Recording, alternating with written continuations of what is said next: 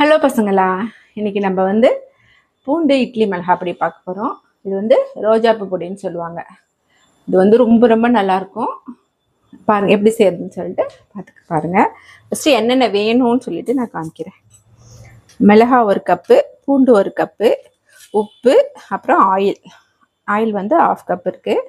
எல்லாமே நான் கிராம் கணக்கில் உங்களுக்கு டிஸ்கிரிப்ஷனில் கொடுக்குறேன். இது வந்து செய்கிறது வந்து ஈஸி தான், ஆனால் கொஞ்சம் லேட் ஆகும். ஸோ வந்து பூண்டு அப்படியே தோலோடையே போட்டுக்கிட்டு, பூண்டு உரிக்கும் போது பொடி பூண்டெல்லாம் வரும்ல, நல்லா எடுத்து வச்சுக்கோங்க. தோலோடையே போட்டுக்கலாம். அடுத்தது வந்து மிளகா, அதுக்கப்புறம் உப்பு, எல்லாத்தையும் போட்டு மிக்சியில் வந்து பல்ஸ் மோடில் திப்பியாக அரைக்கணும். நான் வந்து அரைச்சிட்டு காட்டுறேன். இப்போ வந்து மிக்சியில் போட்டாச்சு. நான் அரைக்கலாம். அப்படியே பல்ஸ் விட்டு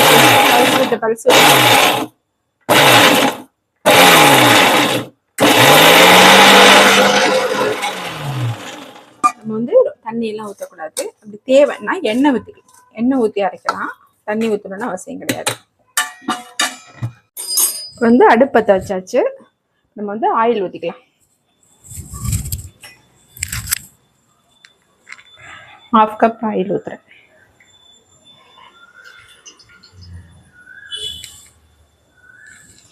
இந்த ரெசிபிக்கு வந்து ஆயில் கொஞ்சம் நிறைய தான் தேவைப்படும்.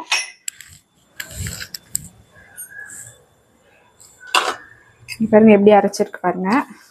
நான் வந்து மிளகா முழுசாக போட்டேன், அதனால அப்போ இந்த மாதிரி வந்துருக்கு. நீங்கள் வந்து 2ஆக கட் பண்ணி போடுங்க. கட் பண்ணி கத்திரிக்கோலில் கட் பண்ணி அதுக்கப்புறமா போடுங்க. போட்டிங்கனாக்கா இன்னும் கொஞ்சம் ஈஸியாக இருக்கும். எண்ணெய் காஞ்சிருச்சு. இப்போ வந்து இந்த பொடியை வந்து நம்ம போடணும். இது இப்படி தான் திக்காக தான் இருக்கும். அடுப்பை வந்து கம்மி பண்ணி, தீயை வந்து கம்மி பண்ணிக்கோங்க.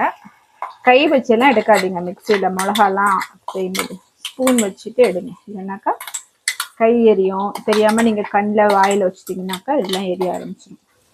ஸோ ஸ்பூன் மட்டும் யூஸ் பண்ணி எடுங்க. இந்த மிளகா போனால் போயிட்டு போகுது, அதுக்குன்னு கையை கொண்டு போய் வச்சிடாதீங்க.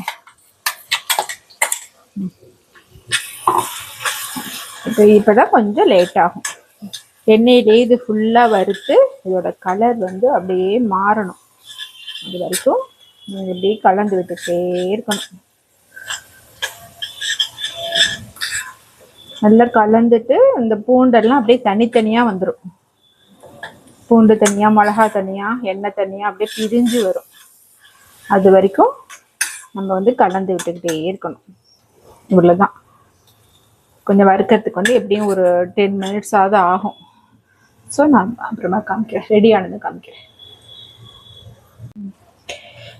சிம்மிலே வச்சுட்டு வறுத்துட்டே இருந்தேன். 12 மினிட்ஸ் ஆயிடுச்சு.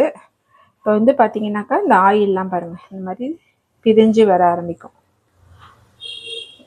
ஆயில் தனியாக வருதா? ஆயில் தனியாக வந்துடுச்சு. இதெல்லாம் அப்படியே உதிரியாக ஆகிடும்.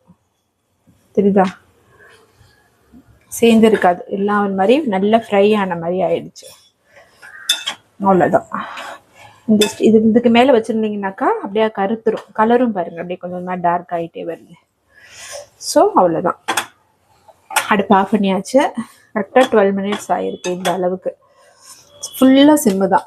ஓகே, ஃபுல்லாக சிம்மில் வச்சாச்சு. 12 மினிட்ஸ் ஆகிருக்கு. இந்த சூட்லேயே இன்னும் கொஞ்சம் வறுத்து இன்னும் கொஞ்சம் கலர் டார்க்காக வரும். அவ்வளோதான். இது அப்படியே இருக்கட்டும், இந்த ஹீட்லேயே இருக்கட்டும்.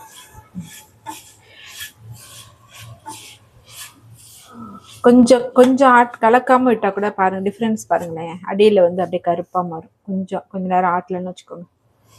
பார்த்தீங்களா, அடியில் மட்டும் கலர் டார்க்காக மாறுதா? ஸோ கலர் மாற ஆரம்பிக்குது. இவ்வளோதான். நல்லா கலந்து விட்டுட்டே இருங்க. இது வந்து கருகிடக்கூடாது, அது ரொம்ப கேர்ஃபுல்லாக இருக்கணும். ஓகே,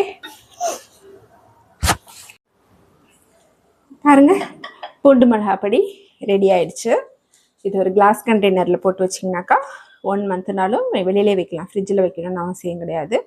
சாப்பிடும் பொழுது நல்லெண்ணெய் ஊற்றி சாப்பிடுங்க, ரொம்ப டேஸ்ட்டாக இருக்கும்.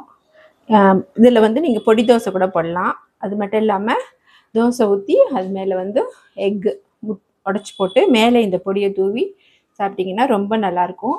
பெசரட்டு தோசைக்கும் இதை மேலே தூவி சாப்பிட்டிங்கனாக்கா ரொம்ப டேஸ்ட்டாக இருக்கும்.